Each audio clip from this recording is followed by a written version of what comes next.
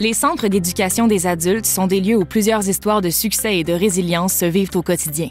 Pour certains élèves, ces établissements d'enseignement représentent des endroits où l'atteinte d'un objectif ou d'un rêve devient possible.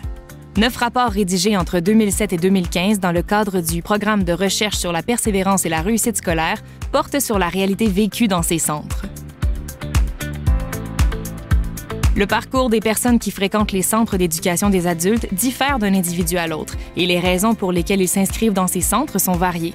Par exemple, désir d'obtenir un diplôme d'études secondaires, perte d'emploi, naissance d'un enfant, francisation, préalable requis pour différentes formations ou encore amélioration de l'employabilité. Les élèves présentent également des profils diversifiés. En effet, l'âge, le cheminement scolaire, le vécu social et affectif, ainsi que la motivation et les objectifs varient d'un individu à l'autre. Parmi ces élèves, nombreux sont ceux ayant eu des besoins particuliers par le passé et d'autres, issus de l'immigration, n'ont pas le français comme langue maternelle. Les besoins sont donc très spécifiques à chacun. Plusieurs ont interrompu leurs études à la suite de difficultés ou d'échecs. Leur retour en formation est alors perçu comme un processus de réinvestissement actif. Je suis ici, ça fait 1 an et demi, j'ai 18 ans. Je suis venue au Canada avec mon père. Et moi, je suis ici pour finir mon secondaire 5 et travailler en tant qu'assistant dentaire. Je suis arrivé ici dans le secteur jeune. L'an dernier, j'étais encore au secteur jeune. Mais j'étais trop vieux pour rester à l'école où est-ce que j'étais. Donc, on m'a transféré ici.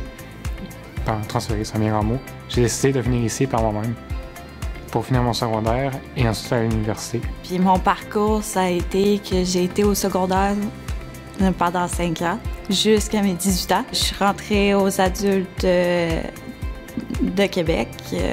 Puis ensuite, je suis tombée enceinte, donc j'ai arrêté 6 mois, puis j'ai recommencé ici. Je suis à l'école ici depuis le mois de février. Puis avant ça faisait 10 ans que j'étais sur le marché du travail. Donc, dans le fond, moi, j'étais polisseur, je fabriquais des cuves à vin. J'ai arrêté d'avoir des contrats à mon travail parce que où ce qu'on vendait des cuves en Californie, il y a eu les feux de forêt, fait qu'il n'y a plus de vignobles. Bref, j'ai décidé de me ressaisir dans un autre domaine et de là, je suis revenu à l'école parce que moi, j'avais un décrochage. Je suis parti de l'école quand j'avais 16 ans. J'ai été dans une classe spéciale, dans le fond, TDAH puis tout ça. Dans une classe de 2 jours école, 3 jours de stage. J'ai commencé à faire des stages dans une écurie, fait que j'ai lâché l'école à ce moment-là. J'ai commencé l'école à l'école du milieu de Lévis, une école pour les jeunes décrocheurs de 16 à 25 ans. Ils m'ont beaucoup aidé. J'avais un trouble d'opposition avant, j'avais de la dyslexie aussi non vue. Puis c'est eux autres qui m'ont aidé à faire face à ma dyslexie, à comprendre pourquoi j'étais mauvaise puis tout ça. Ce qui m'a amené au CEA, qui en ce moment est une très bonne progression. Je suis sur le bord de finir mon secondaire 5 cette année. Dans les centres d'éducation des adultes, la réussite doit être perçue à la fois comme un processus et un aboutissement qui prennent en compte non seulement les objectifs officiels des programmes, mais aussi les attentes des élèves. Différents travaux de recherche ont mis en évidence certaines pistes d'action, notamment l'importance de l'accompagnement psychosocial et éducatif personnalisé, l'apport significatif des services d'orientation scolaire et finalement, le fait de percevoir les centres d'éducation des adultes comme des milieux de vie accueillants.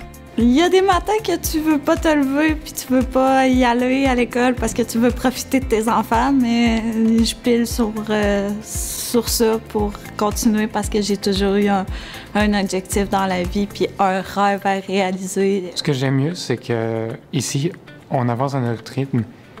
Et si l'élève décide qu'il est motivé, qu'il veut avancer, qu'il veut pas perdre de temps, il va avancer. Comme moi, c'est mon cas, je finis tout le temps les échéanciers que mes enseignants me demandent de faire. L'année passée, oui, je suis venue ici. On est venu ici avec mes amis. Ils ont fait des kiosques, là. Donc, j'ai vu ça et j'ai dit, ça, c'est intéressant, je vais faire ça. Je regardais mes opportunités en étant polisseur. J'avais un salaire intéressant, mais j'avais pas d'assurance, j'avais pas de fonds de pension. Puis avec ma petite fille, je me disais, puis avec ma conjointe, je me disais, ça serait intéressant d'aller chercher justement ces choses-là. Les mathématiques, ça a toujours été un peu ma bête noire, mais j'ai un prof ici, Charlot, qui est super gentil, qui est de bon vivre. Fait que mon maman qui t'explique de quoi, il t'explique comme un peu à sa manière, fait que tu comprends tout. C'est un peu cette ambiance-là que j'adore. Le café étudiant aussi, c'est le fun. Je suis dans le comité étudiant aussi, fait que ça me rattache beaucoup à l'école. Je l'aime bien, l'école ici. Si je rentre le matin, puis je suis contente.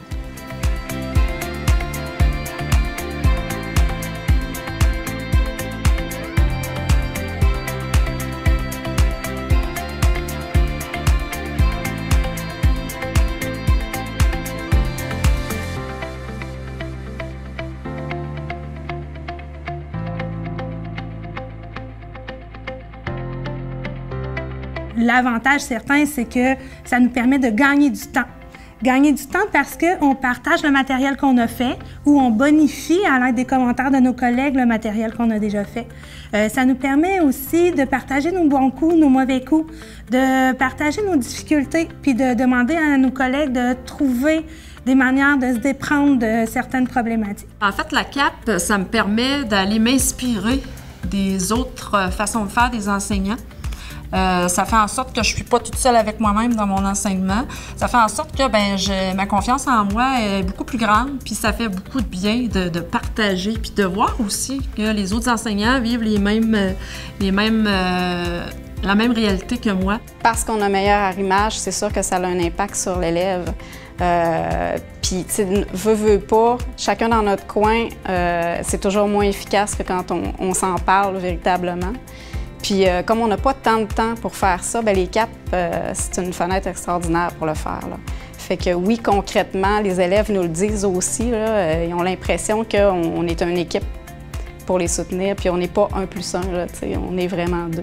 De plus en plus, on a beaucoup de recherches qui parlent d'expérience pratique et ça, c'est très motivant pour les enseignants de voir qu'il y a des gens qui essaient des choses puis que ça donne des résultats. Puis ça n'a pas besoin nécessairement d'être aux adultes. Ils sont capables de voir qu'il y a des choses qui sont au secondaire qui peuvent intégrer dans leur enseignement.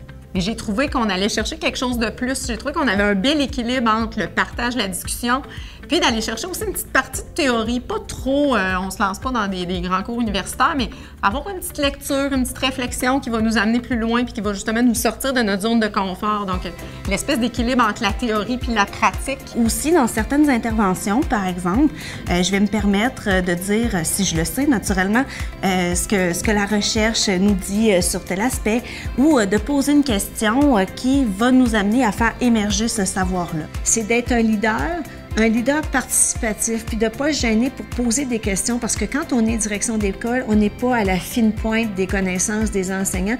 Fait qu'il faut être capable de faire profil bas, parfois pour montrer, bien, explique-moi ce que tu fais, mais il faut quand même être leader dans la façon d'animer, alors susciter le questionnement parce qu'il faut le prendre au vol, puis il faut aussi être leader dans leur apportant du contenu. Nous autres, on a toujours une lecture en début de CAP pour qu'il y ait un sujet de discussion puis les amener à aller plus loin.